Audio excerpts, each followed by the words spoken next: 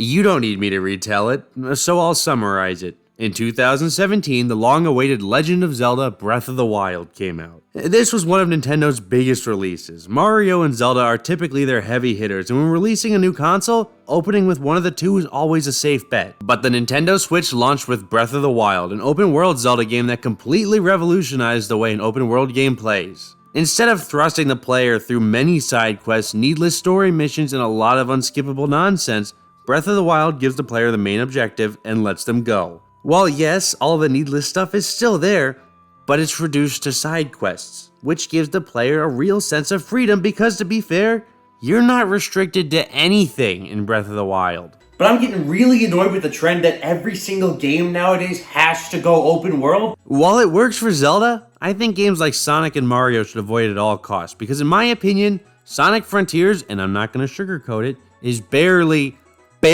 a mediocre game. And Bowser's Fury, even though 3D World is my favorite video game of all time, I'd rather they don't revisit the Bowser's Fury format, but hey, that's just me.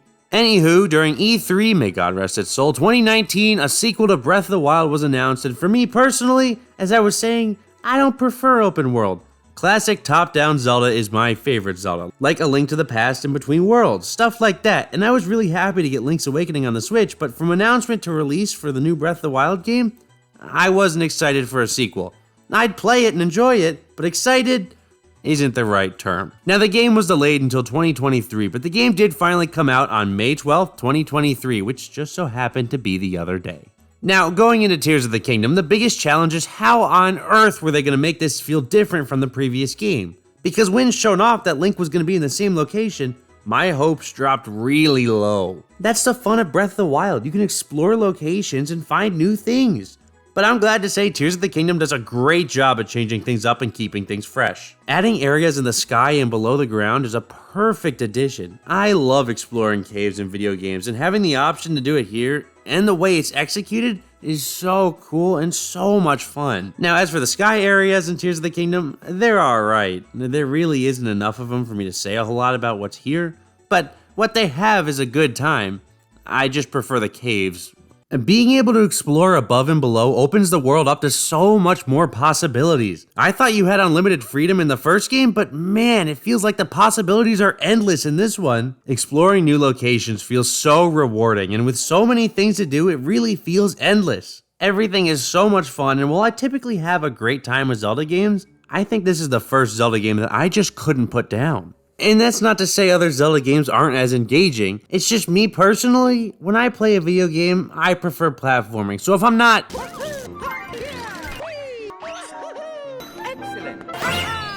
then I'm not normally too invested.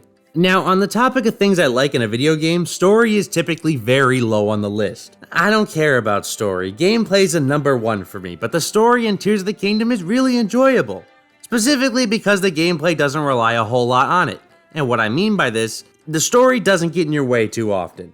Yes, there are a lot of cutscenes, but they're spread out enough to where someone like me can have a great time with the gameplay and not be constantly interrupted by unskippable cutscenes. This game does bring a lot over from Breath of the Wild, and in most cases, that's a good thing. But there was one thing that I was really hoping they'd change.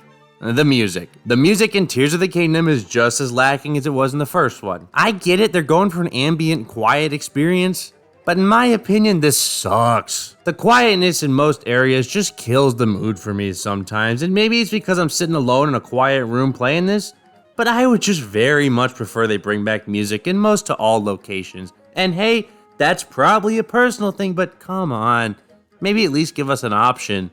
But aside from that, Tears of the Kingdom brings to the table a whole new arsenal of mechanics, and oh boy are these fun. The game lets you glue things together and merge weapons, and playing around with these capabilities are a tad bit wonky at first, but once you get the hang of it, these can be a great time. It really adds to the freedom because you can build different contraptions to help you get around, whether it be up in the sky, glue a couple of fans to a glider, or on the ground with 4 wheels driving around. The possibilities here are endless, and it's just overall a great mechanic to play around with. It also introduces the recall ability, which is neat. The ability, when used, reverses time on an object, making them return to where they were, giving you the possibility to fly into the sky on a rock that fell from an island, or using a raft to get up a waterfall.